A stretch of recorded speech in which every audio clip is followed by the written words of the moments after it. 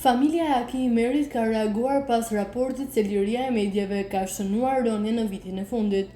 Sipas tyre, në Kosovë shpifja është bërë profesion dhe paragjykimi standard dhe në shënjestër është Albin Kurti.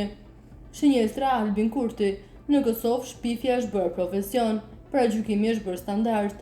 Urrejtja është valuta me të cilën gazetarët shërbejnë krimit. Sot kush ka një mikrofon apo tastier, shitet si mbrojtës i së vërtetës, por në realitet janë kasap të imazhit publik që nuk ndalen ndërsa të kryqëzojnë Albin Kurtin me gjuhën më të ulët dhe më të paguar në tregun e zi të propagandës. Kjo nuk është me gazetari, kjo është industri e zezë e ndërtuar nga trafikant narrativash që e shesin urrejtjen si kritik dhe propagandën si liri shtypi, shkruhet në reagimin e tyre. Tutja ta thonë se Kurti nuk i kontrollon mediat dhe është njeriu më i lirë dhe i pakapshëm nga shantazhi në Kosovë. Dhe objekti kryesor është Kurti, i vetmi që nuk kontrollon mediat, por që është vënë në shënjestër nga ato.